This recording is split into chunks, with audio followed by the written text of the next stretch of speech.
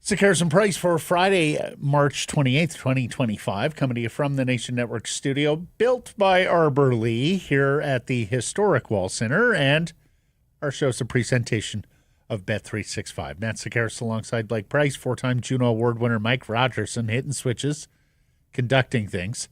Still ain't going to the Junos this weekend. They don't give free tickets to four-time winners. Four. A lot of people want in. Not one. A lot of people want in. It's hard. Bublé is hosting. Of course. Born for the gig. And the Vancouver Canucks have a big weekend themselves tonight in Columbus, Sunday in Winnipeg. More on that in a moment. But first, we ask the Surrey Mitsubishi poll question. Whose future with the Canucks are you most worried about? You can vote for Brock Besser. You can vote for Philip Heatle. You can vote for Elias Pettersson. You can vote for Rick Tocchet. And really, this is one where we could have put several other names on the list as well. Could have put Demko up there easily. Mm-hmm. Suter, yeah, sure. And all for very differing reasons. Yes. Right? I voted Heatle for that reason. For the humanitarian. Yeah. I mean, 5 concussions in his NHL career. We haven't heard boo out of the Canucks outside of Tocchet a couple of days later said he's feeling better, meaning feeling better than the previous days. Clearly, I would like to think if there was good news, the Canucks would report good news, but I'm not entirely sure of the communication strategy there. Haven't been for a while.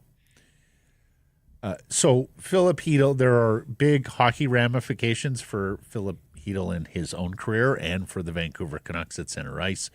But, of course, the bigger ramifications are Philip Heatle, the human being, and can he walk about and go about life normally without pain, discomfort, and everything else that concussions can bring.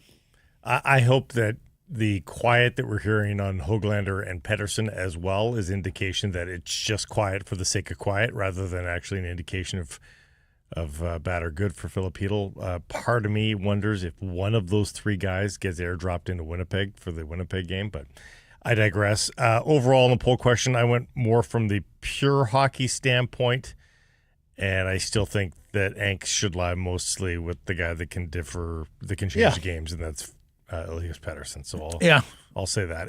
And of course, the cost, the massive piece of the salary cap that he eats up, when you take up that much of the puzzle, it prevents you from accommodating other players under the salary cap. So it's very important. And there are 3 different ways that the Elias Pettersson situation can go, and all of them have massive ramifications for the Vancouver Canucks franchise. Yeah.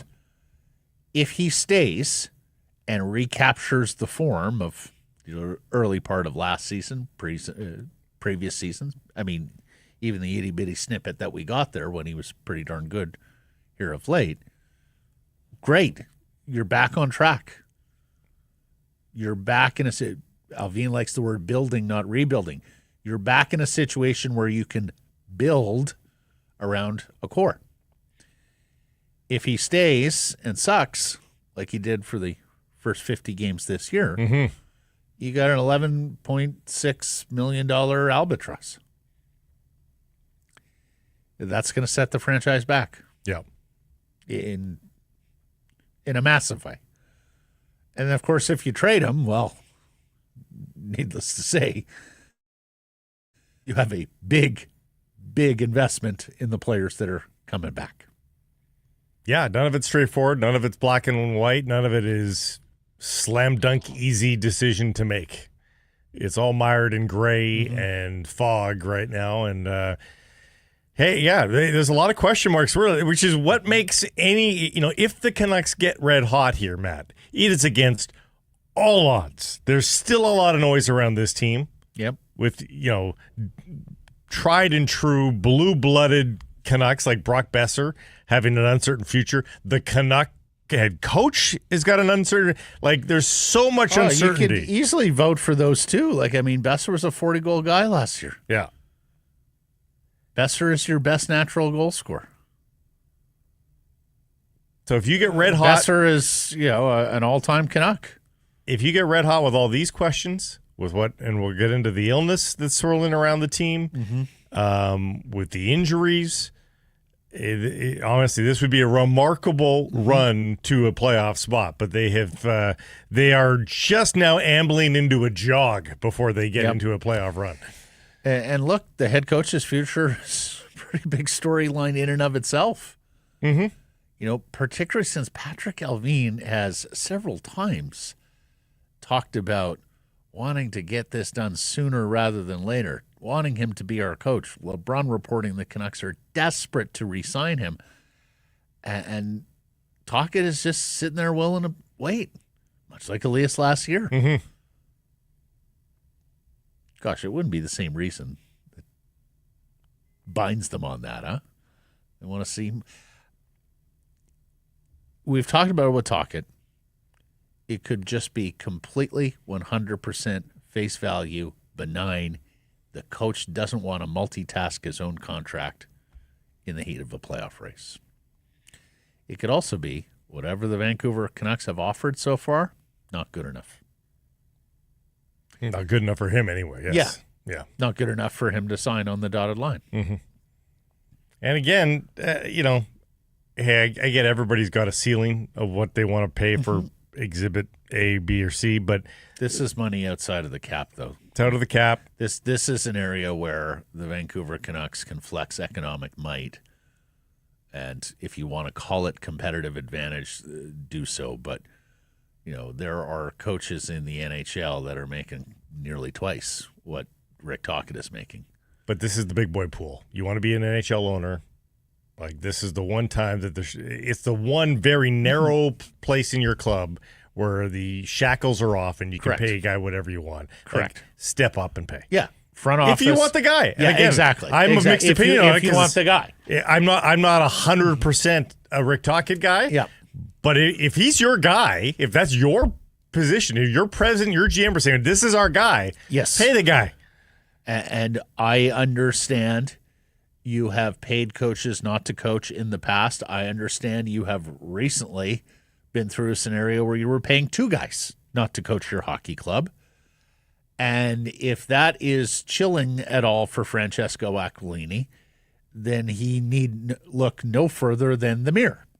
Because he's the guy who went out and hired Boudreau before he hired Rutherford. Yeah. Carts before horses. Also, if you gave Rick Tocchet enough money, he would probably sign a 2-year deal. If it's a big enough you think so? Annual hit, yeah, I think so. Because, of course, there is this option for next year, but both sides have to agree to it. Yeah. And I'm not sure if you're Rick Tocchet why you'd agree with it after a Jack Adams trophy during the course of your first contract. Yeah. Even if this season hasn't gone as well, and it has not, even if some of this can be blamed on Rick Tocchet, and some of it can, you still are in a position to ask for more. And the reason being, Blake, it's not just about your accomplishments here in Vancouver. It's also about your market elsewhere, whether that's the Philadelphia Flyers, whether that's the Pittsburgh Penguins, if they make a change with Mike Sullivan. The Chicago Blackhawks and Boston Bruins both have interim coaches right now. Nashville, the Rangers, Buffalo. There are a lot of jobs that could open up here. Not a lot of glorious jobs, but they are jobs. Glorious franchises. But, do you want to take over the Boston Bruins or the Philadelphia Flyers right now? Neither one. At least the Flyers have got young talent. But, what are the Bruins these days? No, I know. Rangers. What are the Rangers these days? Great place to live. Yeah. And you have to coach JT Miller again. there's that. Maybe that's not an option for him anymore. Maybe that's part of the case of why he deserves more money. And guys, if the Jack Adams wasn't enough, do you see who I had to deal with? Day in, day out? Yeah. Well, some of that remains, of course, and is part of the issue. The Daily Poll question, a presentation of Surrey Mitsubishi, and we started it earlier this week. Number of goals equal rebates and savings for you. 5 goals, $2,500 off a new or pre-owned vehicle at Surrey Mitsubishi. Couple of games this week, so be sure to note how many goals they score, and then head on into Surrey Mitsubishi. Tell them Sick Harrison Price sent you, and they can give you $500 off for as we speak. Minutes remain. Scored. Yeah, exactly. Minutes remain. Yeah. Up to 5 goals. So up to $2,500 in savings. Score more, save more value, more savings. Bring them any offer. Surrey Mitsubishi will beat it. Visit them, 13820 104th Avenue in Surrey. Okay, top story. Brought to you by Yellow Dog Brewing, Neighborhood Brewing, Foolish Winery. I saw some of our friends at Yellow Dog were at the Blue Jays opener yesterday. Yes, they were. Yeesh. Sorry, guys. The flu game, question mark? What more could possibly hit the Vancouver Canucks this season? How about the flu going through the team before the biggest game of the season tonight in Columbus? It's just the pièce de résistance, huh? It really is. Max Sasson recalled on an emergency basis. Dollywall wonders if Bluger will be scratched with the flu. If so, Blake Price, your centerman for the biggest game of the season. Pius Suter, Atu Ratu, Nils Oman, and Max Sasson. Who has been on a heater with the Abbotsford Canucks, by the way. I think I saw 10 points in the last 7 games. And we saw it, we love his skating too. I do like that part of it. But wow. Yeah, that's spine. How much have we talked about that, especially back in the day when they had all 3 into the lineup, Horvat and Miller as well. The spine's pretty important, and that is a very unproven spine. I won't say it's weak because they'll have something to say about it, and there's not a big enough NHL sample size for us to critique it, but that is an unproven spine for the Vancouver Canucks here today. So, as I said earlier, and Bluger's played well too. He's played quite up well. his game. Yeah, he really has too. Mm-hmm. So yeah, wow, they are up against it. They are really up against it. And Matt, if this carries over to the Winnipeg, to a heavy, good Winnipeg team. Oh boy. Oh my goodness. It's one thing to take on a Blue Jackets team who are below the Canucks in the standings, who are fighting for their playoff lives and may be done. Mm-hmm. But to take on Winnipeg with this group, you would have to hope that they get healthy. But, I mean, ultimately, you got to cross every bridge as you get to it, and this is the bridge that is in front of the Canucks right now. In some regards, Matt, and I'm not saying it's good news that somebody's sick or the guy's on 100%, but it certainly keeps your attention, doesn't it? Like, there's no complacency of, we won back-to-back games, we've got our mojo. When you know that you are decimated, it does grab your attention. Like, I don't think anybody's strutting in to Nationwide and thinking we've got this in the bag. No. No. Everybody knows I's need to be dotted, T's need to be crossed for us to have a chance. I mean, the other thing you failed to mention about Winnipeg, and this is coming off the Canucks beating Winnipeg too, right? Yeah. I'd almost feel better if Winnipeg had railroaded them earlier. Right. Then you'd have the revenge because card. Here's the other thing. And for a second straight game, the Vancouver Canucks are playing an Eastern Conference opponent who have designs on getting above the playoff bar. There is a world tonight where a Columbus win in regulation, a Montreal Canadiens loss, and the Habs are in Carolina,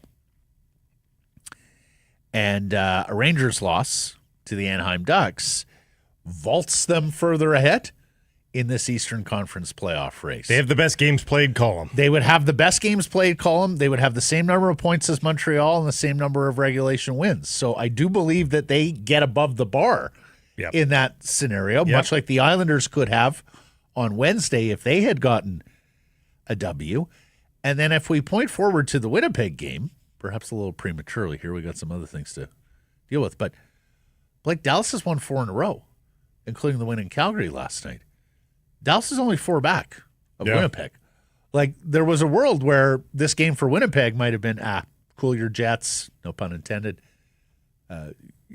You're likely going to be the number 1 overall seed in the Western Conference. Dallas has said not so fast. They're 6-2-2 in their last 10. They've won 4 in a row. Colorado's won 4 in a row, too. Not that they're going to catch Winnipeg, but things are picking up in the Central Division. Look at this fucking Central Division, Blake. Winnipeg, top of the table, 102 points, been the best team in the West for most of the year. Dallas, 4 in a row. Colorado, 4 in a row, 8-1-1 in their last 10, and they're not even the hottest team. That's St. Louis at 8-1-1, having won 8 in a row. If the Jets win tonight, hockey being played there. Jets play the Devils tonight. If the Jets beat the Devils tonight, I'll say they're in pretty good stead. Well, they are, but Dallas is still in their neighborhood. Yep. Like, this could have been a 10-point margin easily at this time. It's 4. Well, yeah. I mean, if Dallas is merely 2-2, rather than 4-0 in their last 4, then it's an 8-point gap. It's an 8-point lead with a chance to go to 10 tonight. So no independent media on this road trip, everybody. So nobody asked Tocchet about his lineup, or he was asked and nothing was posted yet about his lineup for tonight and player availability. Murph reports that it will be Kevin Lankinen in goal. And, of course, this is another must-win for the Canucks because St. Louis comes roaring back in the third period last night at Nashville to win that hockey game. Dylan Holloway with 2 goals in the third period, further frustrating all the fans in Edmonton for letting him slip away. And then Minnesota, and we had started talking about Minnesota because they were scuffling a little bit, and there's still a world where St. Louis passes them for the top wildcard spot. Well, Minnesota was down to Washington. They came back and won that hockey game as well.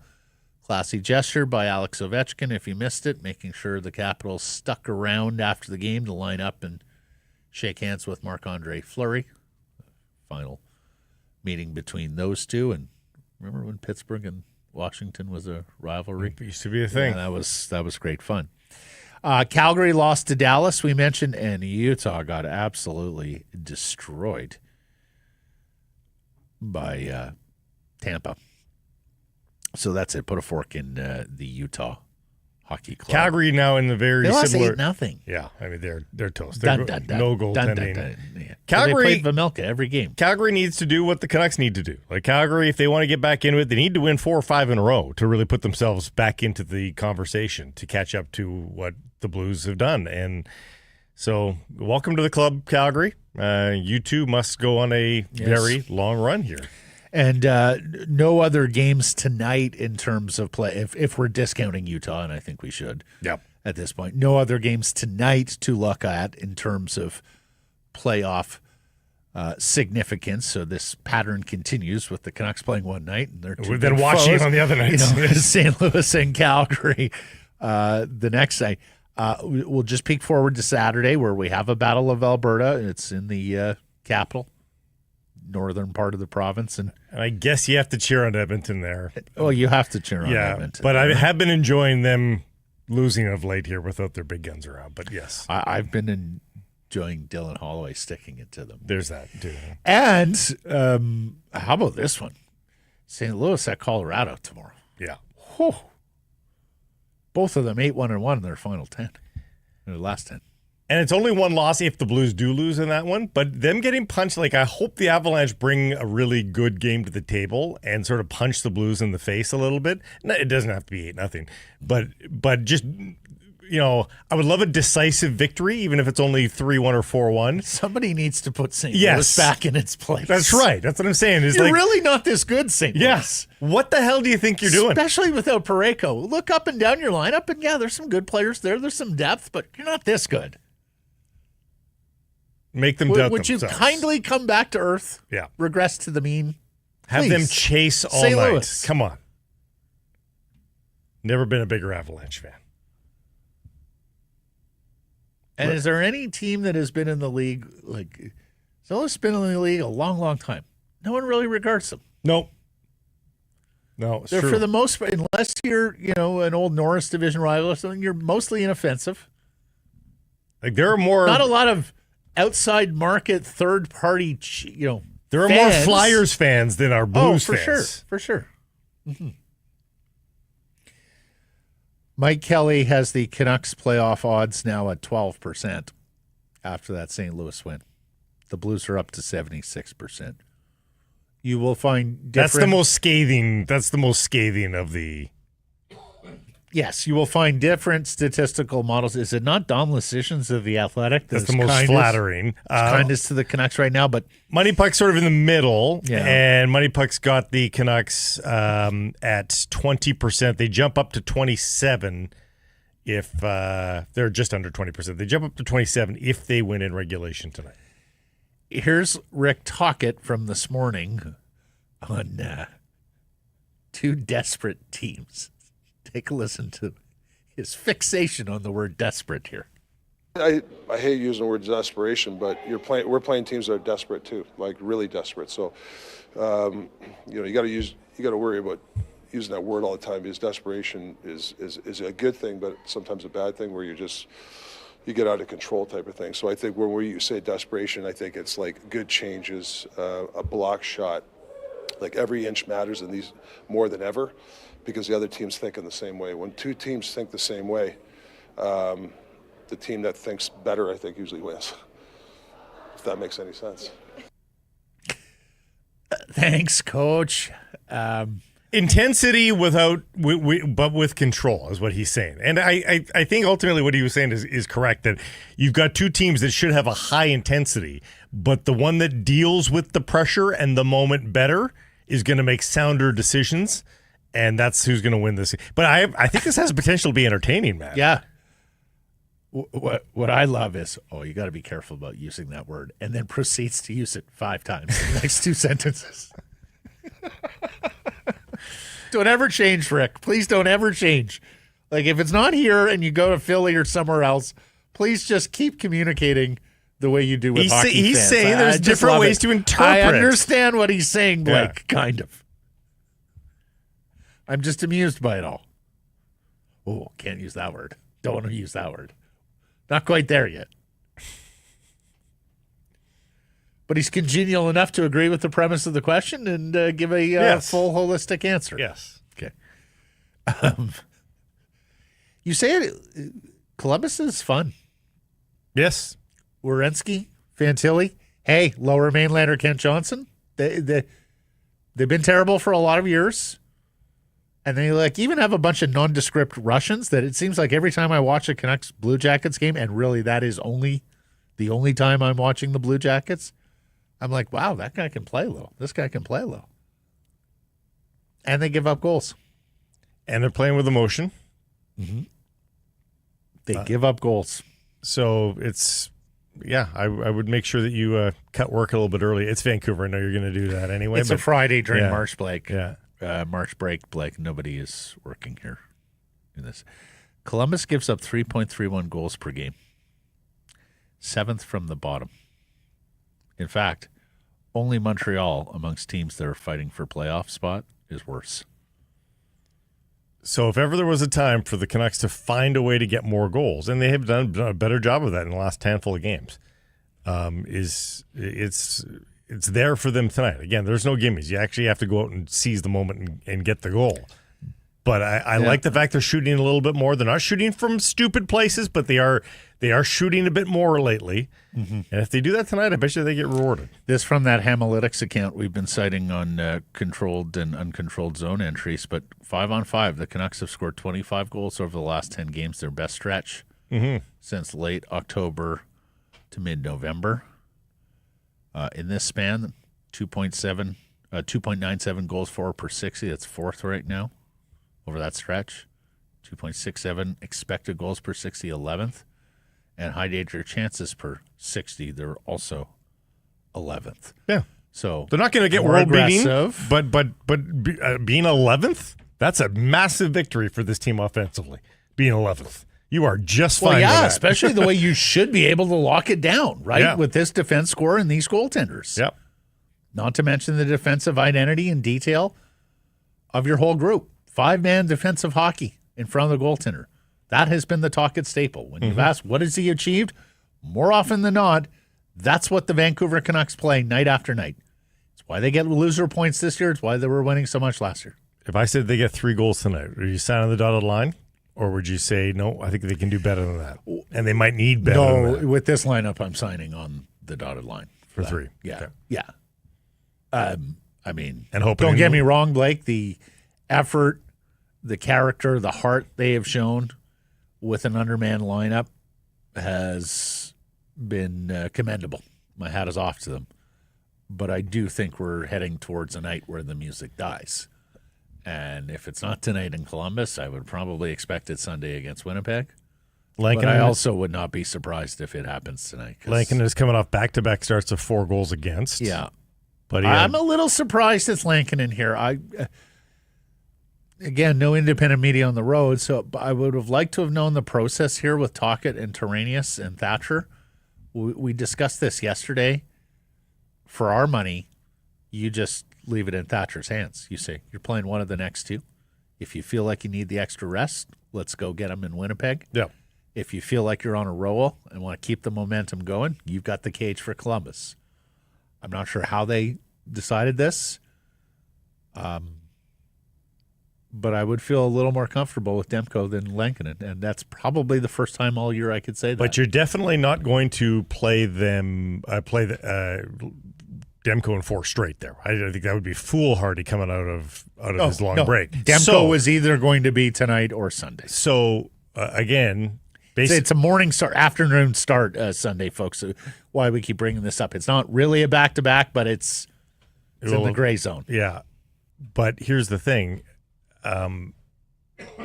They need great goaltending, more on that game than they likely are. And hey, all you have to do is look at all you can do is look at the analytics of it.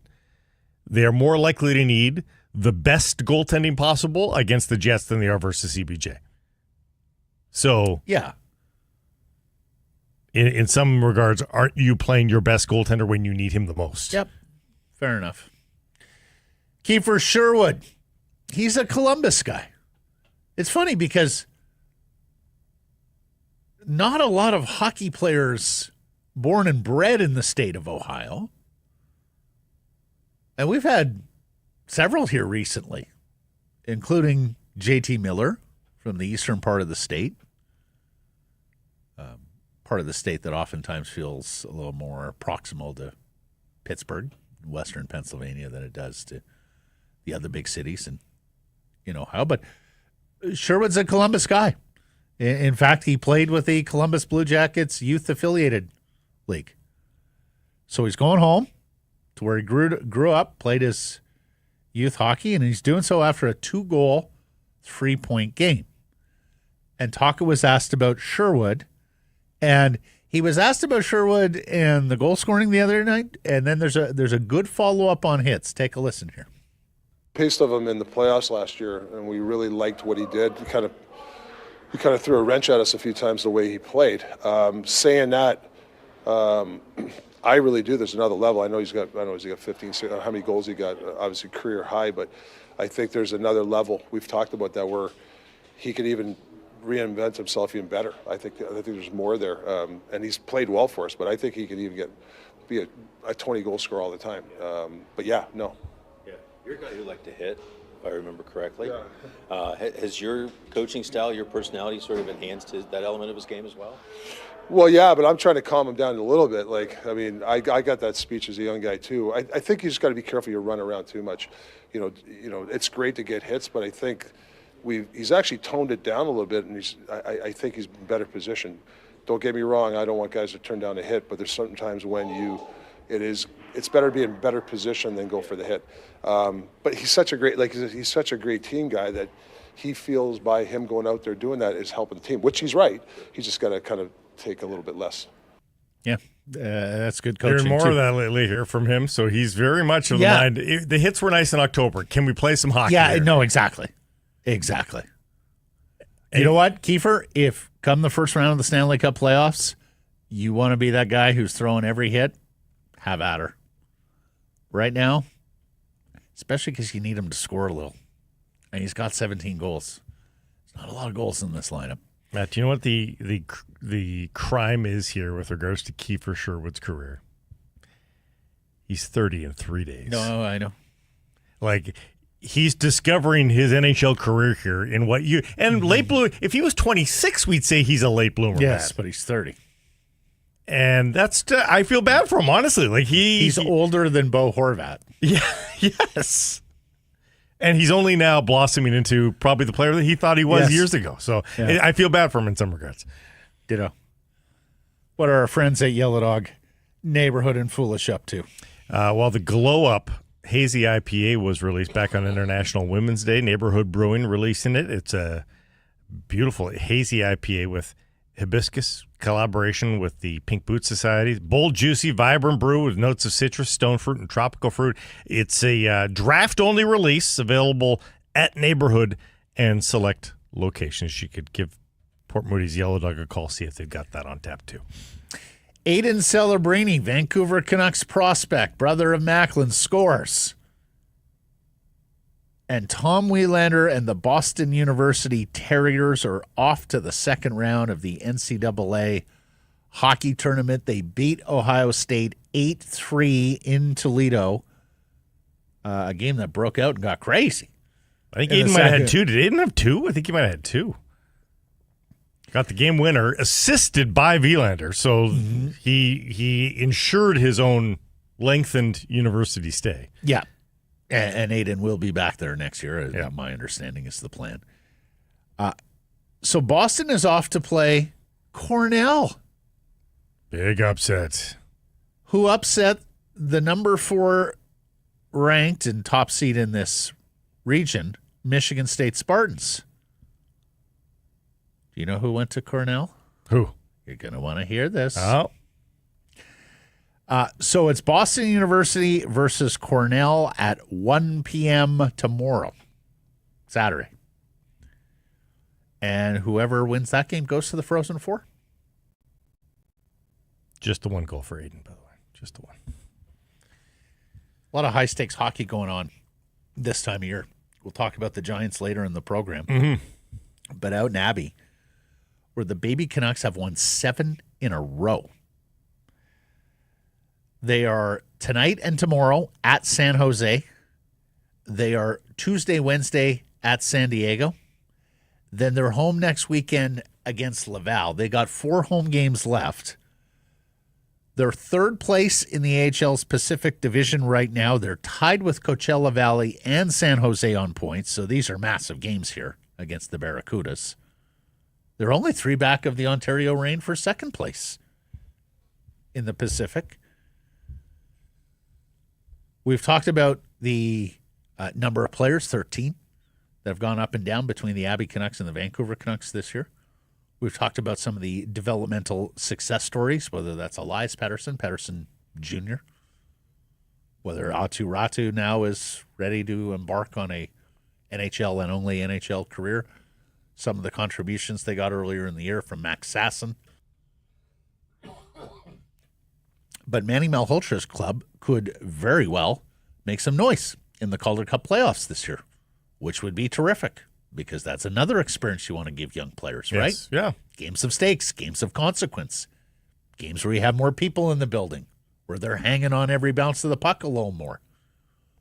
So best of luck to the Abbey Canucks this weekend and through California next week before they come home next week. Boy, an odd time to face a team from all the way out east there, Laval, next weekend, but whatever. Weird schedules in the AHL. And in the NHL. Who did we talk about going on an Eastern road trip? Somebody's on an Eastern road trip in the Is it West. St. Louis? Who has, no, it's Minnesota who has somebody back-to-back from the Eastern Conference. And going through New York entirely. Like, it's very odd. Well, how about the Leafs have the California and only California road trip right now? Really? San Jose and the two. Yeah, it's Minnesota and New Jersey. They play tomorrow in Minnesota. They play Monday in New Jersey. And then the Rangers and Islanders as well. Yeah. They're inside the final 10 games, and they're in the Big Apple. Well, I mean, just sometimes the schedule, that's building availability. That's how it's got to work out. Mm-hmm. But a back-to-back with a team in the other conference, not something you see very often. No. Or a home-and-home with the team in the other conference, not something you see very often. So, yes, that's the pathway for Minnesota, should St. Louis happen to pass them. And next thing we know, we're tracking the Wild game-to-game. Want to get a couple of other items in here we didn't get to in our final segment, which is coming up. BC Lions are over the salary cap by $350,000, according to Three Down Nation. Fined $643,000. They will lose their first and second round draft picks. Ooh. The 8th and 17th overall picks, which will be awarded to the Calgary Stampeders as the worst team in the league who did not go over the cap. They had grand designs, of course, of playing in a home Grey Cup. Yeah, exactly. Nathan Rourke became available. They couldn't help themselves, and the season petered out. And this will be costly. Now, they still have some high picks, but things just got tougher for Heinrich Maiden. The fact of the matter is they probably knew this some time ago. Like, they knew what they spent, so they knew what the penalties would be. It's not like they did this and it's a big surprise. I think the moment they signed Nathan Rourke, they realized, okay, we're going to be over the cap. This is going to have consequences. Anyways, that is a substantial ticket to write for Amar Doman, who has done nothing but finance the BC Lions in his 3 years of ownership, 3+ years of ownership. And it was a worthwhile endeavor. Like, that place jammed to the hilt in orange, cheering on the Lions. That was a worthwhile endeavor, and it just failed. And congratulations to Maple Ridge's Tyler O'Neill. He goes 3 for 3 with a 3-run home run at Rogers Center yesterday. He is Mr. Opening Day. He extends his Major League Baseball record of homering for a 6th consecutive opening day. And his new team, the Baltimore Orioles, they signed a 3-year deal with them in the offseason. They get a win, 12-2. They hit 6 home runs. That Jay's pitching. His family was in the stands to experience, and that's a good thing, because had they been at home in Maple Ridge trying to watch, MLB streaming service. Oh, they would have been fine. They would have been able to watch it on cable. That's right. MLB streaming service was down for hours yesterday. Yeah, you have one job. Opening day. Opening day. All the excitement. And if you're a subscriber, you missed a lot of it. You missed Randy Arozarena and Jorge Polanco both hitting home runs in the 8th inning for Seattle to come back and beat the Athletics, and just the Athletics. If you're MLB, you're going to spin this into, we were overwhelmed by demand. An historic amount of demand for our product led to this. But I don't even know if that would be truthful. If I'm a consumer, I'm still like, oh, yeah. Give a... No, you don't care too much. On the O'Neill thing, though, my goodness, like he will go down in history as the greatest opening day player of all time. That's not insignificant to me. Like that's a pretty cool. Everybody else is still trying to, warm up, have a feel out round. Tyler O'Neill comes out swinging. Like, it's not Mr. October. I get it, but I'll take it. Mr. Opening Day. Yep. Let's tell you about our friends at Greta as we get into our menu, because we got a big party coming up. Thursday, April 10th.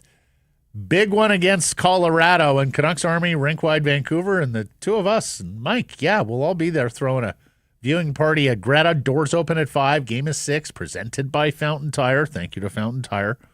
Come watch the game, eat great food, play the arcade.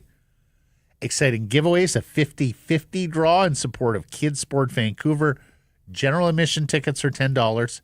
$40 gets you a VIP package that includes a burger, a beer, and a game card for the arcade. 19 plus to attend. Secure your spot now. Get your tickets. nationgear.ca. That is Thursday, April 10th.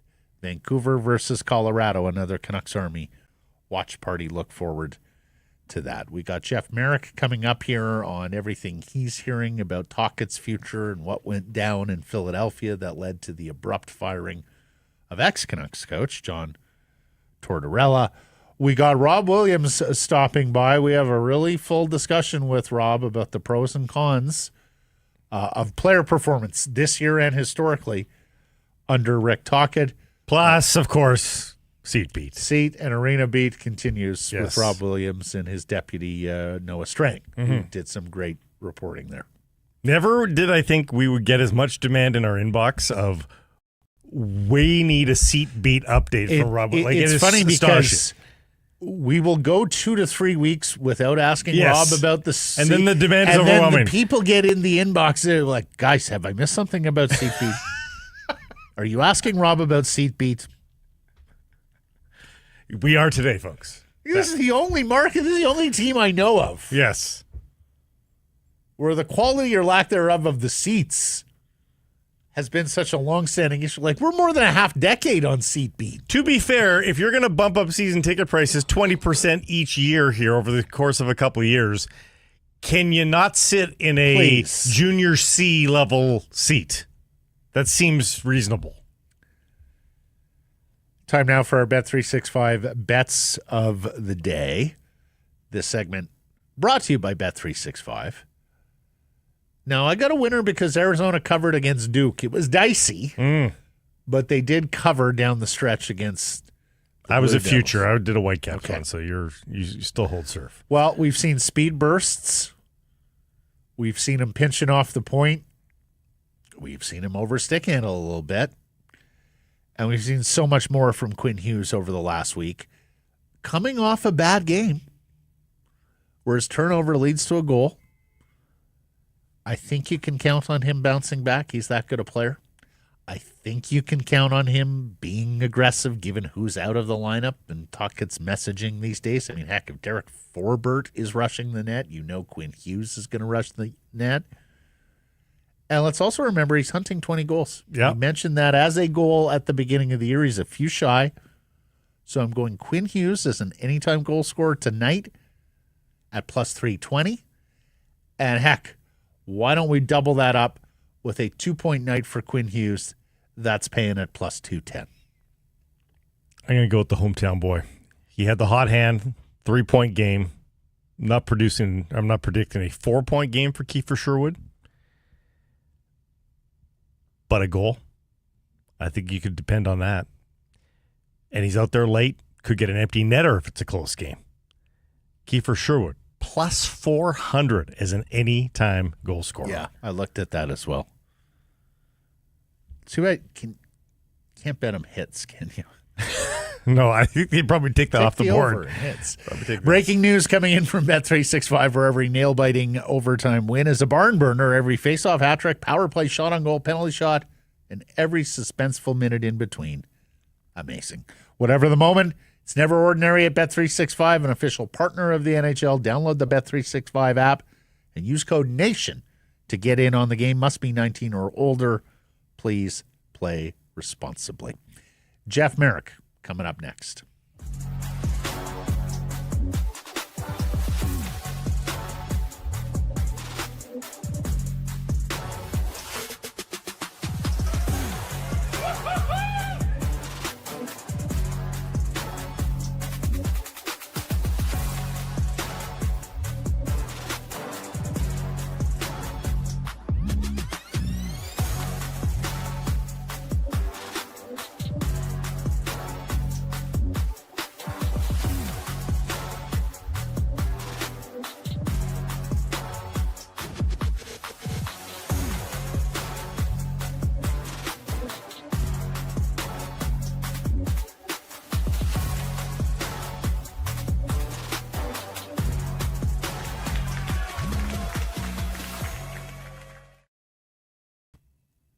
Carson Price from the historic Wall Center. The segment brought to you by Ben Moss, proudly Canadian, owned and operated with a history dating back over 100 years, and they have lasted this long because of customer satisfaction and service. They can help you out getting your way through the mines, if you will, of diamonds.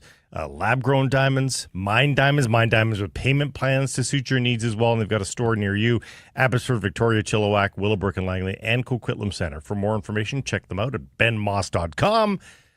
Ben Moss, shine bright. Here's Jeff Merrick, the host of The Sheet. Hey. Daily, noon Pacific time on the Nation Network. Get the promo. I'm fantastic. We're fantastic. How are you? Good. It's a little bit of a crazy time all around hockey, not just NHL, but Frozen Four, CHL playoffs getting going.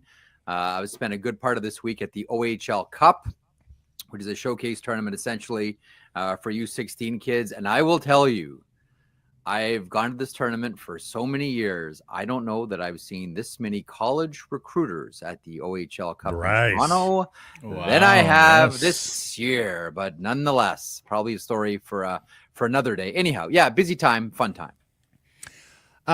What's your understanding that happened with our old friend John Tortorella in Philadelphia? Before we get on to Tocchet and all the time, but what happened with Torts? Because they were going to make a decision after the season, and he was a big part of the management group, actually, working closely with Daniel Briere and Keith Jones. And suddenly he makes some comments and he's out. What happened with Torts? I don't know. I don't know. I can't be Pacific, as we say in the Atlantic. I don't really have any of the specifics on this. I think we all saw Kevin Kurz's report this morning about maybe both sides going a little bit too far. Like, look, the one thing, the relationship between John Tortorella and Cam York hasn't been good from day one. I think we can all recall as Cam York turned pro with the Philadelphia Flyers, there was the expectation he was going to make the team. And I think Torts cut him and sent him down to the American Hockey League within a couple of skates as well. We wondered if this was a test, if there was just like some legit friction between the two, but it seems as if the friction perhaps never went away. And like, look, this is sometimes with young players, coaches like John Tortorella and John himself, obviously, will test them to see how they react to different situations. Some will get stronger, some will wilt. I think that is what veteran coaches do with young kids sometimes. But the thing about John Tortorella is, and this is not unlike other coaches, and I think of Mike Keenan specifically, where they want to sort of test the power base on their teams. And perhaps that is one of the reasons why he went after a very unpopular decision, as we all found out quickly, to go after Sean Couturier.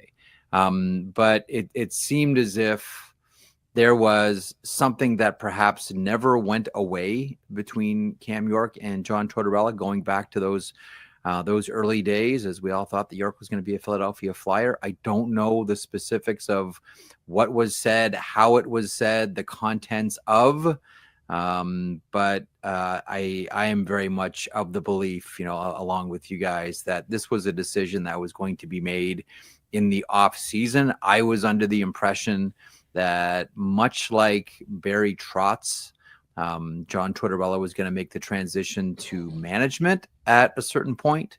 Whatever happened in Toronto between Cam York and John Tortorella iced those plans. And the thing about it too is, a lot of this is entirely predictable. When you do something in a media market like Toronto, there's going to be extra heft. There's going to be extra gravity attached to it.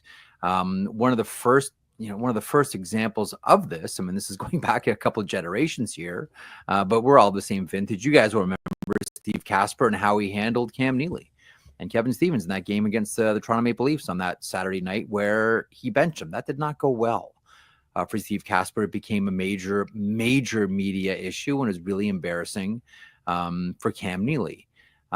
So you know what you're doing when you do something in a market like Toronto. There are no small stories. Like there are some markets where there's no Vancouver. You guys know it. In Vancouver, there are no small stories, and in Toronto there are no small stories. So this was going to be a big one way or another. But as far as the specifics of who said what to who and how it was relayed, I don't know the answers to that one. So the moral of this story is, if you're going to have a tantrum, have it in Columbus. That's what on a Tuesday night. On a Tuesday, it's always night. a Tuesday, right? Absolutely, pick a Tuesday. When we want to denigrate a Tuesday in Columbus. But could you pick a worse coach for a guy, for a team that has, Michkov and Brink and Forster and Drysdale and York, and it's a young team now. And I can't think of, and maybe this is unfair, I can't think of a worse coach than John Tortorella for those guys. I will say one thing. I will say something, that when you're going through a rebuild, the worst thing you can do is have everybody get used to the losing. Like, the losing is baked into the pie. Like that's going to happen. We're rebuilding, that there's going to be losses here. But much like Martin St. Louis in Montreal doesn't tolerate the losses or doesn't use a rebuild as an excuse for the losses, I think you want that around your team. Does Tortorella go a little bit too far sometimes? Well, yes, obviously he does. But listen, last year we were talking about, John Tortorella, Coach of the Year. Look what he's done with this Philadelphia Flyers squad. Now, I do understand, like, your point about, do you want a coach like John Tortorella around this many kids, where there's that level of frustration that comes along with the learning? Yeah, probably not. But the one thing that Tortorella did instill in this team of losing isn't going to be acceptable, even though we're going through a rebuild. Now, I do think, I'm a firm believer in the pendulum theory, that it's going to swing completely to a coach that caters to younger players. That's why I've been trying to remind as many people as I can to have, don't forget here about Pat Ferschweiler at Western Michigan. That would be the one, and he played on a line with Keith Jones at Western Michigan so many years ago. He handles what I would think is Philly's number one prospect, and Alex Bump, who is a 5th-round draft pick from 2022, who might be their best prospect right now. This kid has been incredible. Some will, even internally, will put him over someone like Jet Lachenko as far as next elite young prospects coming out of the Flyers organization. Western Michigan still playing in the tournament, so we're not going to get into that. But that's the kind of coach that I think we're probably looking at next year for the Philadelphia Flyers. Someone that's used to being around kids, developing kids, and getting them ready for that next level of their career. I'm sorry, but Rick Tocchet doesn't coach at Western Michigan, Jeff. He doesn't wear 22 in orange. Yeah. That's what paper are you reading? I'm not sure if he played on a line with Jonesy at some point. But I know they're big buddies, and everyone across the national media told me yesterday that Rick Tocchet is going to be the next head coach of the Philadelphia Flyers. But everybody was drawing the direct line. I honestly, I keep coming back to Ferschweiler. I think there's going to be a couple of coaches here coming out of the tournament this year. They're going to have some decisions. I wonder about David Carl in Denver. I wonder about Jay Pandolfo as well. Chicago is, going to make a decision on a coach here. Boston's going to make a decision on a coach here. I think there'll be a few coaches coming out of the tournament this year that have a chance to maybe finally dip their beak into the NHL fountain, even though, Ferschweiler was an assistant with the Detroit Red Wings. I know we're all looking at Rick Tocchet and saying, okay, well, bring the Flyer home. It's kind of an obvious move, but I don't know that I'm there yet, that all possibilities are done with Vancouver and Rick Tocchet. I mean, we sat here a week ago and, saying the Tocchet that I know, doesn't just bail on a team. And I still firmly believe that. I understand the sexy story that is Rick Tocchet goes back to Philadelphia. I'm just not sure that that's how it's going to play out. Again, this is still all fresh, and we're all throwing darts and trying to figure out what's going to happen here. But I'm a little bit warmer to the Western Michigan coach than the Vancouver coach right now for Philly. Let me ask. I was going to say, I think the Vancouver Canucks probably lose some leverage if he makes the playoffs. How much do you think that sways what the offer is that ultimately comes in from the Canucks? I would guess, because they don't go on the cap. You know, you can pay your coach whatever you want. Yep. But I'm sure Francesco Aquilini's probably looking at the request from the coach and from Rutherford subsequently and saying, but that guy didn't get us in the playoffs, and he's asking for that.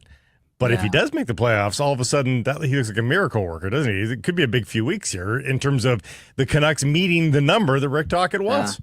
Well, and if they make the playoffs, it's massive because they're chasing the hottest team in the NHL, who has a schedule that, I mean, when I look at the St. Louis Blues schedule and put it up against the Vancouver Canucks schedule, I know there's a couple of games against Colorado here and a couple of other tough teams as well. They face off against Winnipeg as well, but St. Louis has the easier schedule.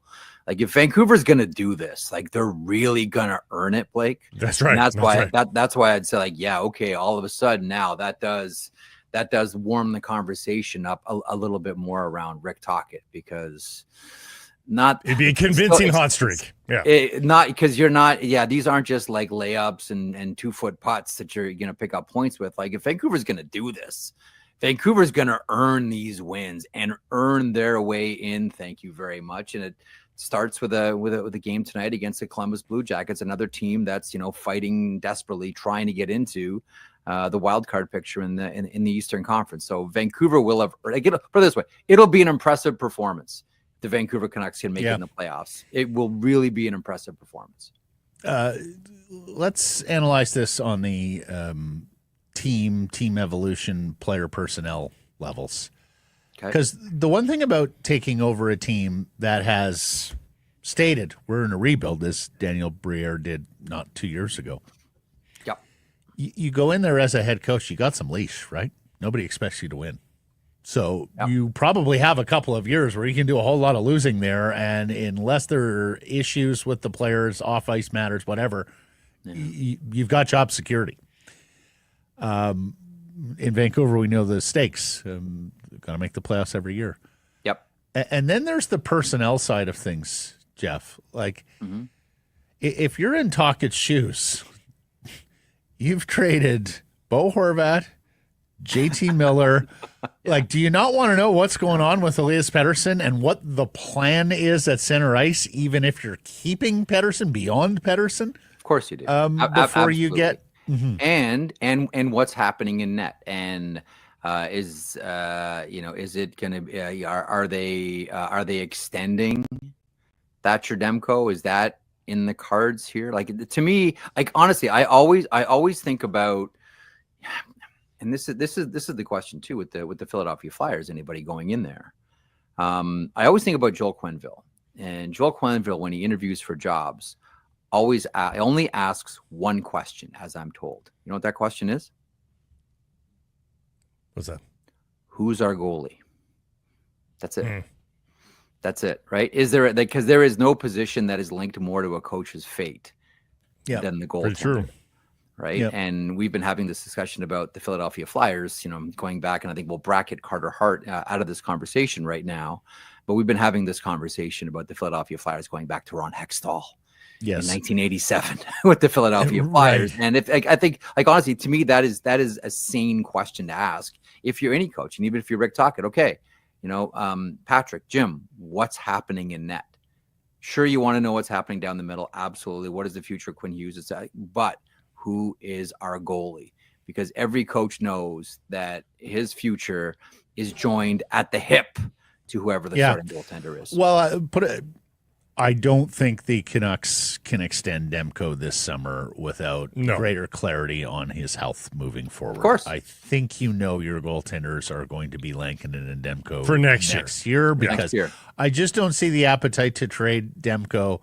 You know, you've been through a couple of years here where you've really learned to appreciate the value of a number 2 and even a number 3 goaltender. Yeah. But what I am interested, like LeBrun reported, the Canucks are desperate to re-sign him. Patrick Allvin has vocalized that strong desire several times where he talked about, we want to get his name on a contract sooner rather than later. And Tocchet has been the one throwing up sort of, if not stop signs, yield signs, saying, I've got my hands full. I'm wholly focused on this playoff push. And Blake and I have been discussing it, and look, that could be 100% face value, that he just doesn't want to multitask with his own contract and wants to wholly focus on the team. That could mean that the offer or offers or starting points or the money aren't really there yet. And so he's willing to let him stoop a little bit here and see if the offers improve. And then, of course, it could also be what else is out there and who else wants me? I mean, take a pick. Position Like, from you know, this I mentioned, you know, Chicago a second ago and Boston a second ago. The Buffalo Sabres probably have some decisions here to make in the offseason. Those actually start higher than the coach as well. But Nashville, I know that Barry Trotz doesn't want to do it. You know, Barry Trotz in his heart, I think, is still a coach and doesn't want to hang this on Andrew Burnett. Does something happen in Anaheim? As maybe crazy as this sounds, and maybe if they get into the playoffs, all of that goes away. But do the Islanders make a move behind the bench as well? Or is it the move with Lou Lamoriello, which is a very sensitive one, as we all understand? And then does that mean that it's one or the other, and either Wass stays or Lou Lamoriello gets, you know, promoted and a new GM comes in? And then there's always like one surprise team that comes out at you like bam, and they just dismiss their coach, mainly because someone like Rick Tocchet becomes available. And let's not discount that too. And I also think that, not that I'm saying like that, you know, Rick Tocchet is being insincere when he talks about I'm just focusing on right now, but look, we're all human beings. Like I have a hard time believing that not for 1 second is Rick Tocchet considering the marketplace in the NHL and thinking about, you know, his position either in Vancouver or with another team. I don't think it consumes him, and I don't think he's acting on any of it, obviously, but it's hard to believe that there's not a part of him that, you know, over lunch with friends is talking about or thinking about what the future is going to hold for Rick Tocchet, because there will be a marketplace for someone like Rick Tocchet if he's not going to go back to Vancouver. Before you go, you mentioned the Blues schedule, and yet at the same time, I look at a team that's won 8 straight games and wonder, is this one of those win streaks where it gets to 8, 9, or 10 games, but then you lose 3 or 4 in a row after that just because that's just what happens often. But Minnesota also nips their skid in a butt a little bit with a big come from behind win last night. Do either of these teams look ripe for 3 or 4 losses in a row that give the Canucks or Flames a chance, or do you think it's just too big a gap at this point for the Chase Pack to catch up?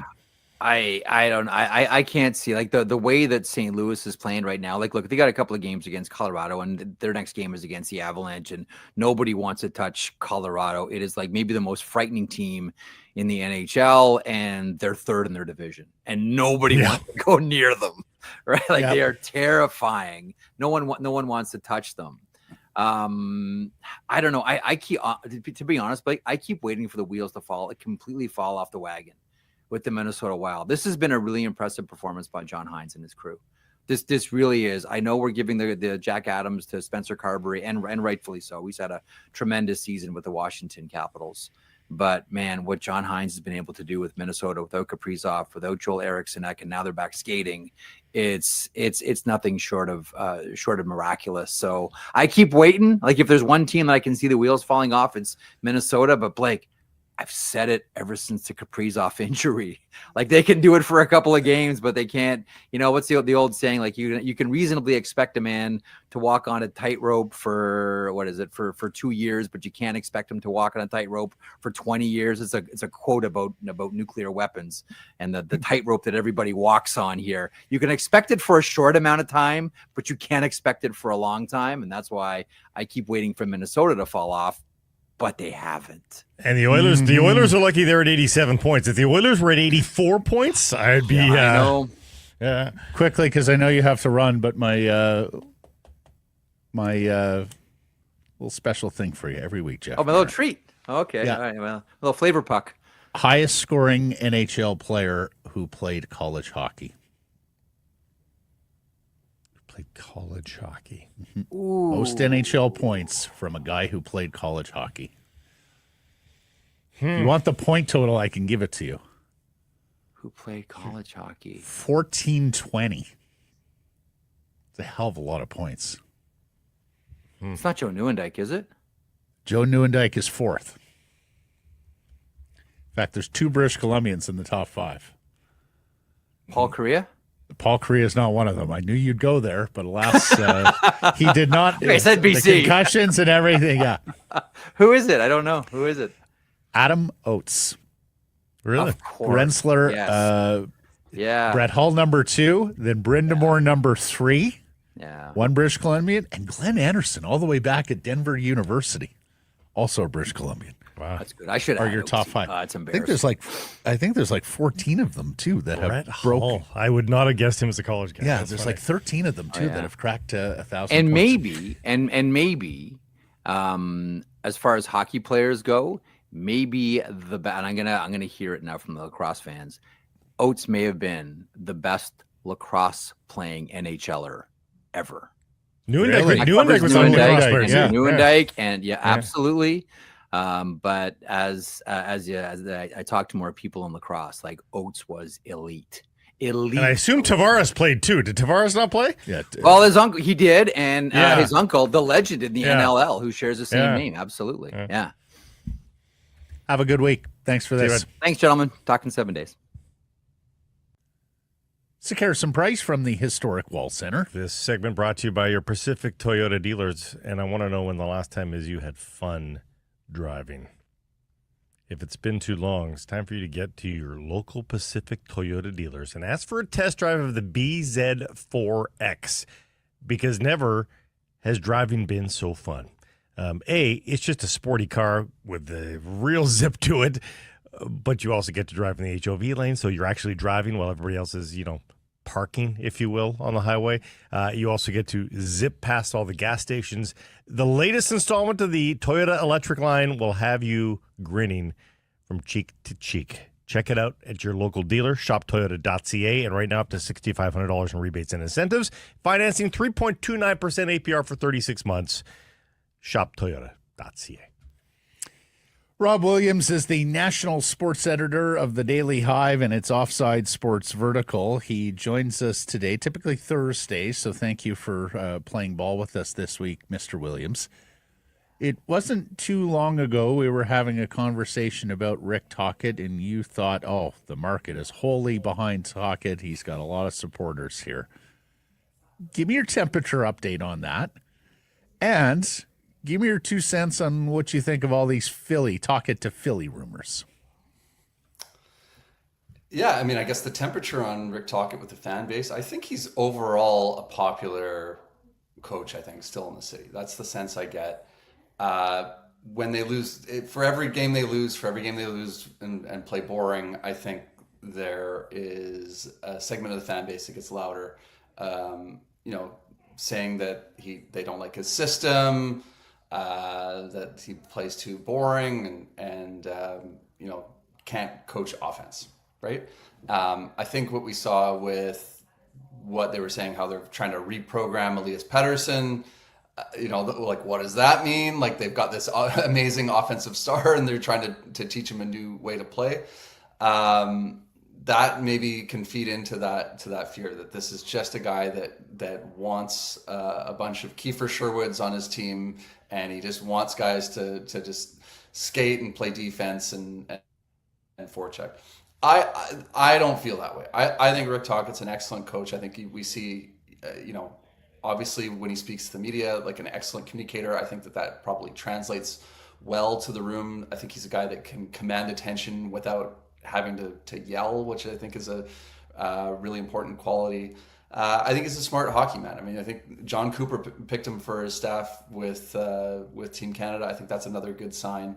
I don't think that they can't produce offense in this system. I think that the problem he had was his top offensive stars, didn't play up to their level this season. So with that said, this talk about Philly is the thing that really gets me. I don't understand. Like, again, he played in Philly for 10 years. He's a great flyer. Of all the teams to leave for, and I'm not saying he won't leave Vancouver or won't be tempted to, but why Philly? Like, you really want to go to that team? You want to go to a non-playoff team that might be a non-playoff team for a couple more years? I know they got Mitch Cobb. I know they got some talent there, but like, is that the place to go? Like, I mean, for me, like, if you're going to leave Vancouver and you've got, I think his stock is pretty high right now. I mean, go to a contender, go to a team that's like ready to maybe win a Stanley Cup in the next, 2-3 years. And golf playing, Yaletown hanging out coach. It doesn't seem like the right town for him, but I wholeheartedly agree. He's big buddies with Keith Jones. That's So no, he's got the avenue to get there. It's just whether or not he would enjoy himself there. People thought Alain Vigneault was a defensive coach, and Alain Vigneault said, "You give me offensive players, I'll show you an offensive coach," and he ultimately got there. Rick Tocchet had, when he got hired, immediately had under his tutelage a 102-point player en route to 39 goals. Over the course of the next 2 seasons, that player dropped to 89 points and now was on a 50-something point pace. Is none of that his fault? Is some of that his fault? How much does he have to own of Elias Pettersson's precipitous drop? I mean, that's a difficult question to answer. I mean, I think he's tried. It seemed. I mean, I think Pettersson's in his own head here. I think that this is. I mean, I hang this. Maybe a portion, but I mean, I hang this mostly on Pettersson. I think that there's other factors. The knee tendonitis. I don't think that's like a get out of jail free card, but I think that clearly had an effect on him. It clearly disrupted his summer training, and he came into camp not in tip-top shape, ready to go. How do you deal with this Miller PD situation? 3 coaches have tried and failed now. So I don't hang that on Tocchet. So no, I don't hang a lot of Pettersson's struggles on Tocchet. I hang him mostly on Pettersson. But yeah, I do think that comment the other week of like reprogramming his brain did make me wonder, like, okay, is this like, are they trying to get a guy to do something that he's ill-suited for? But at the same time, like, okay, explain why he can't take a one-timer on the power play. Like, explain why he can't thread a pass through guys when he's on the power play. Like, that's not a systems thing. Like, he's not being asked to dump the puck in and skate in a straight line on the power play. And he hasn't been very good on the power play this season. So I don't know that I buy that. I'm not going to hang too much of that on Tocchet, but obviously everything, the coach affects everything. So he has to take some blame on everything. So, if both of you feel free to quibble here, but column A, players who have regressed this year: Pettersson, Joshua, Besser, Höglander, and Susie before he was traded. Players who have improved this year: Quinn Hughes, which is saying something, or he's stagnant if you want to say he might be level at worst. Okay. Yeah. Rob, can you abide Hughes being level or better? I think Hughes, this is the best year of his career. I think he's even better than last season. If he were healthy all year and the Canucks were a playoff team, if he were healthy all year, the Canucks would be a playoff team, and he'd probably be right there for the Norris. So, yeah. All right. Suter. Mm-hmm. Sherwood. Myers. Myers is pretty stagnant with last year, I would say. Okay, But still, he improved from that year, from the previous He's year. their unsung hero, I'll have you know. Like, somebody smart wrote about that last week. Did you guys see the analytics from last game? I was Yes. Please share. Yes. Please share. I don't have him in front of me to rattle him off, but he was okay. He looked good on the fancy stats. Garland. Absolutely. Forbert. Or maybe Forbert is low. I don't think we can make it. And Garland is it improved this season?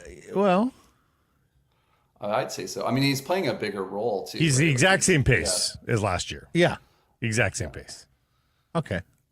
So, depending on how you slice it, 4 or 5 guys have backslid, 4 or 5 guys have improved. I would say the guys that backslid have been far more dramatic than the guys that have improved. I mean, Pius Suter's the only marked improvement. Everybody else that has improved is minorly improved. The big thing is Pedersen. I mean, the season is this, right? Is Pedersen, Miller, and Besser were a shadow of themselves this season. Like, they were nowhere near. Yeah, the best players were nowhere near a year ago, and Thatcher Demko has been out of the lineup nearly the entire year. Lankinen's been very good, but he hasn't been like Vezina caliber good like Demko was last year. That's a huge difference having those 4 guys. Yeah, that's this year in isolation, though. When you do the totality of Tocchet's coaching career in Vancouver, I think you can say Hughes, Besser, Garland, Suter, Sherwood, Bluger, Myers, Hogue. Like, it's Joshua. It's a long list of guys who I think have become better hockey players under his tutelage. I know everyone wants them to win every game 6-5 and be this like high flying, entertaining team, but like they were a tire fire defensively when Rick Tocchet took over, which is not that long ago, right? 2 years ago. He's turned them into a very responsible, very sturdy defensive team. That's not like a bad thing. Like, I think you can do that while also still scoring goals. I don't think it's not one or the other, right? Like, I think this is that's the thing that kind of gets me when people start saying like the system, and then they can't, like, they blame the system for everything, and they sort of can't explain what the system is other than dumping the puck in, which is not a systems thing. So that to me is what gets me. I think that you've got to play on both sides of the puck, and I'm still buying what Rick Tocchet is selling. And Rob, that's the important part. And you note rightfully, this team was absolutely as bad as it comes defensively in terms of identity, detail, responsibility. Guys cheating for their own offense towards the end under Boudreau, or for a while there under Boudreau. And that's the important part, because if you have that defensive prowess to fall back on, you're in a lot of hockey games. Secondly, and like you say this all the time. I mean, it is very difficult to coach offense, show guys how to put the puck in the net. A lot of offense comes down to, are you talented? Right. And that is not something that one can coach. One can coach where you're supposed to be on the ice in certain situations, how you're supposed to read off the opponent and off the teammate to maximize your defensive coverage and make life as difficult as possible for the opposition to score or get the puck into the flip side of that coin, though, is, Matt, when you coach the offense out of the player, is that not a problem? Like, Rick Tocchet is getting ballyhooed for a year and a half's worth of work. He's only been at the end of this season, he will have been here for 2.5 seasons, guys. The first year and a half, not a lot of criticism to be levied. But at the end of this, it's going to be like a 45-55 split of good work, bad work here for Rick Tocchet, because he has to wear the inability to figure out the Miller-Pedersen situation, because ultimately it affected both of them on the ice. Both Miller and Pedersen floundered this season under Rick Tocchet. Miller did not flounder. Yes, they did. He was not a good player for the Canucks in the first half of the season. Miller was 35 points in 40 games as a Vancouver Canucks. I know. 70-some point pace. And everybody and their dog would say, how the heck did that number happen? Because he was nowhere to be seen most nights for the Vancouver Canucks. That is not indicative of how that played. I think we saw like the old Miller creep back, like defensively, like those yes, think about all those. Yeah, I think there was a lot of that in the first half. But so let me go ahead. I was going to say your point. I was going to say that we see this sometimes with coaches where they get like, do we compare the job Rick Tocchet has done this season based on last season, as if that's like any coach could have got that out of the team and that's just who they are last season and that he's screwed it up this year?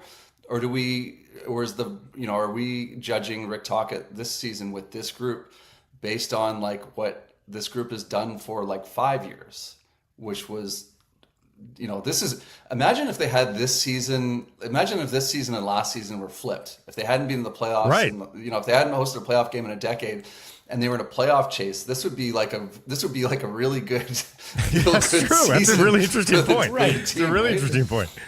And I would say, and don't get me wrong, because clearly he's not having as good a year as he had last year. And if you want to say he's having a poor year coaching, I would abide that as well. But Rick Tocchet is responsible for JT Miller having the temperament of a 13-year-old, being an overgrown man-child baby who throws a tantrum after he gets benched. Rick Tocchet's responsible for that? Because you may have noticed Miller seemingly has done that before, right? Like other teams also said, yeah, can't have this one. Well, honestly, that's part of the job. Babysitting I is didn't part of the realize it was job. head coach / parent. It is. On this team, You have realized that. So you're playing dumb hold here, on. Matt. You do know that. No, well, You do know that. No, Blake. I do know managing personalities is part of the job. Mm-hmm. But when a guy is so emotionally erratic and impulsive that he flies off the handle as often as this one did, and has shown a history of doing that through several other franchises, at some point, I think you got to throw your arms up and say, well, it's the player, not the coach. Matt, middle of October, we both stood on a soapbox here before all this came to light and said, can you believe the leadership that this guy is showing? Can you believe where this guy was and where this guy is now? That was October, Matt. So we had talked about over the last couple of years that JT Miller was growing up. Mm-hmm. JT Miller had talked about that himself personally. He mentioned the trade from Tampa was a big eye-opener to him, that he realized, okay, yeah, there's things that matter now that I didn't necessarily realize when I was a young player. Fantastic stuff. It doesn't mean that JT Miller wasn't capable of backsliding himself. So you want to put that on Tocchet? I'm saying Rick Tocchet got the best out of JT Miller, was able to manage that personality for a bit. It did work, and then it didn't. What do you think, Rob? Yeah, I mean, it's so tough to say when we're not, we don't know all of the conversations that have gone on behind the scenes. But, there was the report about the Canucks going to Miller and Hughes to try to kind of toughen up Petey before the year. I don't know how much truth there was behind that or to what level that may have fractured things. But in hindsight, that seems like a crazy thing to say, hey, JT, why don't you go and whip Elias into shape? Like that doesn't seem like, that might have been a misfire on the part of the Canucks. And then you look at, the timing of the benching with Miller. Like, I mean, I believe that you should be able to bench top players and everything, but there's no doubt that benching Miller in that situation set things off. Like that was not pushing the right button at that time. I blame Miller for how he reacted more than I blame the coach for doing it. But ultimately as a coach, you don't want to bench a player if it's going to affect your team negatively. Now he doesn't have a crystal ball, but was he pushing? I wouldn't say that was pushing the right button in that situation. It seemed like that just sort of lit off a fire, right? I almost feel like going Mike Singletary here. Can't win with him, can't coach. Anyways, Rob, we have arena news all over the arena. We have seatbeat news. We also have imaging news. Noah Strang with an investigative report. Rob, please do tell. Boots on the ground, Rogers Arena. We had Noah, take a little walk around Rogers Arena just to kind of get a little update. We got the story up on Daily Hive right now. Just give an update on what's the status of the posters? What's the status of the murals and whatnot outside of Rogers Arena? And he was tasked with finding are there any JT Miller things left? There's one. It's on a merch a little merch booth, so a little mobile merch booth. That's the only thing left of JT Miller right now. He's mostly been replaced with images of Connor Garland, so he kind of joins the, I don't know, I guess that core group that gets his image in giant poster form outside a bunch of the different one Jake DeBrusque, right? One Jake different DeBrusque. gates. Yeah. And I thought that was my favorite. Was there's a Jake DeBrusque in the big mural in the plaza right near the Roger Nielsen statue. It's the same mural, it's the same images, except you can see in the article Miller's gone and Jake DeBrusque is now in the big mural outside of Rogers. It's a lot of work. It's a lot of work. Well, a couple of things there. Number one, a giant Connor Garland. Yeah, exactly. Kind of like jumbo shrimp, right? Oxymoronic. And that must have been a hell of a debate inside the Daily Hive editorial offices. Like to come up with that story idea. Rob tells me there was big talk there. Good assignment. And seats. What's up with seats, Rob? Seats are coming, I think, finally. We've been talking about this for how many years now? There was an email sent out to season ticket members, kind of inviting them to Rogers Arena and to pick their seat location. They noted in there that this is being done earlier this season, and it says they're doing this because they're beginning the process of replacing the seats at Rogers Arena immediately following the conclusion of the Canucks season. So that's why they're doing it, because they'll have limited access to the Arena Bowl after the year. So I think this is finally it. We've had a few times where they've kind of said, it's going to be coming, it's going to be coming, it's going to be coming. I think it's finally going to start happening. We had some false starts and near misses, but I do think we're getting rid of the awful maroon, dated, aged, in some cases failing seats. And you're number one on that beat, Rob. You and Noah do a fantastic job covering the club. And to bring this it's building. To bring this full circle too, we started talking about coaching. Your Vancouver Grizzlies, or your Grizzlies, have a new coach coming as well. They just fired their coach. So there you go. They should hire Hubie Brown. Yes, somewhere. Thanks, Rob. I was immediately trying to think of all the Grizzlies coaches I could think of. Like, are they going to bring in Brian Hill? I don't know. Brian Hill. Hill. Sidney Lowe. Yeah, Lionel Hollins. Lionel Hollins came here as Stu Jackson. Who's the first guy? The big tall guy. Herman Munster. Brian, another Brian. Yeah. Winters. There you go. Lionel Hollins came here as head coach of the Phoenix Suns when Nash was playing for that exhibition game they used to hold here that would sell out. And he walks to the media scrum, all the waiting Vancouver media, and he gets asked, Coach, how much are you going to play Steve tonight? And he says, hey, guys, believe you me, I understand why we're here, and I know what these people want.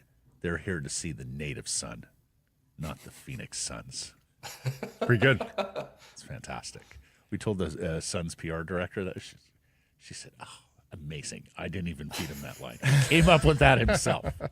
Thanks, Rob. Until next week. They're up. Thanks, guys. Harrison Price from the historic Wall Center, where you turn game night into a game weekend. Book your stay here at the Wall. Enjoy an exclusive Harrison Price rate. Call 604-331-1000. Mention us by name. Some blackout date supply based on availability. All right.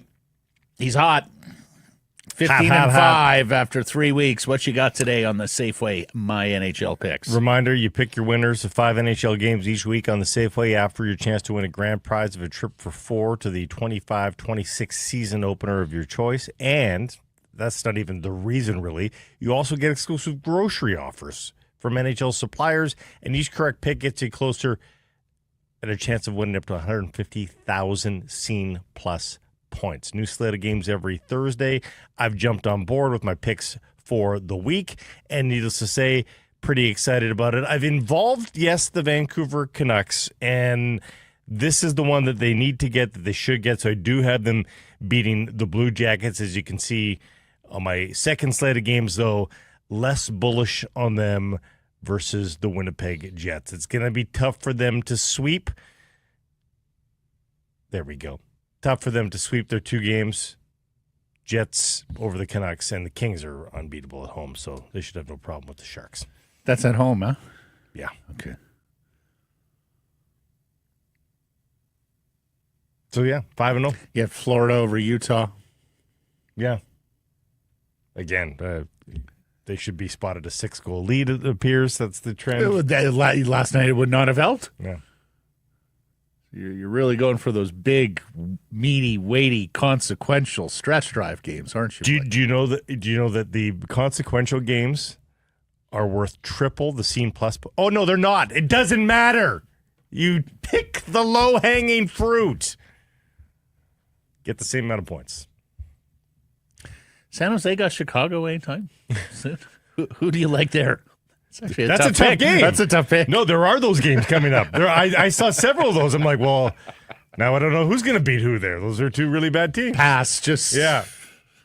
That's the thing. You got the week's worth of games to choose exactly. Choose wisely. Mm-hmm. Follow Blake. Ripe fruit. Whitecaps and TFC tomorrow. Only Ryan Gauld and Sam Adekube unavailable, as we understand it. And Sam's looking good for next week, by the way. Yeah. So that's really promising. I mean, they're all but Gauld, and obviously he's the biggest part of the team. But we've seen with the depth, they should, and I think they should be okay this week, to be honest. Yes. Head coach Sorensen told us Gauld a couple weeks. So yeah, maybe end of next week. We'll see. Yeah. Bayern is big mad. Oh, my God. So much drama on this. Mm-hmm. So Alphonso Davies' agent hasn't necessarily, well, I suppose he has recanted to a degree. He says he has now had several conversations with Jesse Marsh and other officials with Soccer Canada, Canada Soccer, and says, quote, Canada Soccer's coaches and experienced medical staff are true professionals and have always prioritized player safety and well-being. Anything suggesting otherwise is untrue. Well, tell that to Bayern. Both their CEO and sporting director have accused the Canadian Soccer Association of gross negligence after Davies suffered that ACL injury against the United States Sunday in the 3rd place game of CONCACAF Nations League. They called it sloppy and not professional and are reserving the right to take legal action. The sporting director, Fonzie, was complaining of fatigue. He's the captain of the team. He's a young lad who wants to help his country. Then there's this injury. Fonzie flies back, and we're told it's nothing serious. And then the examination reveals an injury like this. Health is the most important thing. It's really hard to take. We'll look into it very closely. The lads are at the limit. Then we have to do everything we can to ensure the player's health. It sounds like a club that's really pissed that they're missing their left back, is what it sounds like. They also have a center back who went down this week, yeah. So maybe it's just a little too much. Exposed nerve. The CEO of Bayern, we demand that Canada Soccer fully investigate the events, and we expressly reserve the right to take legal action. Sending an obviously injured player with a damaged knee on a 12-hour intercontinental flight without a thorough medical examination is, in our view, gross negligent and a clear violation of medical due diligence. Do they have a point there? Should Canada have turned this up, not a Bayern scan? Carol Lang, longtime national teamer. Not unusual for ACL injuries to appear less serious at first. 2 out of 3 times I was initially diagnosed with something less severe. Flying Davies to Germany for imaging was the obvious choice. Had they done an MRI in the U.S., Bayern would have undoubtedly wanted to do their own. Everyone agrees Germany's top tier when it comes to treating these types of injuries. Getting Davies back to Germany ASAP for imaging and immediate surgery was the best option. He's not the first athlete to fly on a plane with a torn ACL. Anyways. I think it's everybody's upset he's injured, so everybody's pointing fingers. Yeah. It's pretty customary in this sport in particular. So precious. Yeah. This sport. Yeah. Sometimes, honestly. BC Lions sign a couple of playmakers here, pretty credentialed, good resume guys. Lynn Bowden Jr. is a former receiver, out of the backfield type from the University of Kentucky, played with the New Orleans Saints and Miami Dolphins. And then Victor Bolden, a receiver who absolutely made some plays for the San Francisco 49ers, Arizona Cardinals as well. So perhaps some new toys here for Nathan Rourke. We'll see how they do at training camp in Kamloops coming up. And then big weekend in junior hockey is the WHL playoff start, round one.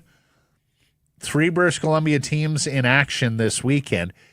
Number 6 Vancouver Giants finished 6th in the conference this year. They play Spokane, but the series starts Friday, Sunday at the LEC in Langley. This is because of a building conflict in Spokane. The old 2-3-1-1 setup here in this series. Very odd. Spokane, of course, is led by Vancouver's Andrew Crystal, who just had a dominating season in the WHL and draft pick of the Washington Capitals, and Berkeley Catton, who, of course, played for Canada at the World Juniors, first-round pick of the Seattle Kraken. Giants have a pretty good team, and the Giants have played a lot better hockey in March. It's almost like they're coming into the playoffs playing their best stretch of hockey. A couple of players to note for the Vancouver Giants. Cameron Schmidt, who is itty-bitty at like 5'7.5", and yet you will find him as a top 15, top 20 ranked player in the NHL draft. I think he's going in the first round, and that is quite a feat for a guy so short. Craig Budden has him in his top 10 last I checked. So he's a fun winger, scores a lot of points. And then there's this defenseman, and he's just a 16-year-old. Ryan Lynn, he turns 17 next month. Ryan Lynn from Richmond. He played at Delta Ice Hockey Academy. He just finished his first full season in the dub with the Giants. And as a right shot defenseman, it was 53 points in 60 games as a 16-year-old. Pretty good. And if you take a look at some of these lists that rank prospects, taking into account their age and level, Ryan Lynn is way up some of those rankings. You get the bonus year of development. Yeah, exactly. He's 2026 draft eligible, so he's got another year. The number 2 seed Victoria Royals play the number 7 seed Tri-City Americans. And the number 4 seed Prince George Cougars play the number 5 seed Portland Winterhawks. That's the northernmost versus the southernmost. Yeah, that's a lot of travel. That is not ideal travel. That is lengthy travel from Prince George. The WHL is surely stepping in and offering charters there. It'd have to be charters. I would hope so. I don't think there's a direct PG to Portland flight. So, Surrey Mitsubishi poll question results from Thursday asked you, will Thatcher Demko save the Canucks season? Yes or no? What did the people say? They said no. Correct. Percentage? 58. Correct. Really? On the nose. There you go. Rob the siding guy. If anyone does, it's him. Hughes can't score all the goals, so needs help, and game-stealing keeper might be enough over a short stretch. Kevin says too late. Pezzi says St. Louis is hot, and Minnesota is far too ahead, even if they had a slump. And the Guardian says he will likely be hurt before the end of the season. Next time, his back. I don't know if there's a typo next time he's back or next time his back, like predicting it's going to be his back that's hurt. Is he saying it just because he's got the team on it? Yeah. I don't know. Might have been an attempt at humor. Who knows? Errors and omissions from yesterday's program. Jeff made it, but I think I made it as well. Demko got hurt playing Toronto, not in Toronto, before the Four Nations break. Gotcha. Yeah. Anything on your end? Nothing that I can see. Thanks for joining us, everybody. Appreciate spending some time and connecting with the program. Please do subscribe to all our assorted channels, YouTube, and wherever you get your podcasts. Follow on social. That's X, Insta, Facebook, TikTok, YouTube, and Blue Sky. Live on many of those platforms, noon Pacific time. We'll be back to noon Pacific time next week. And, of course, support the community sponsors you hear us talking about. Keep it local.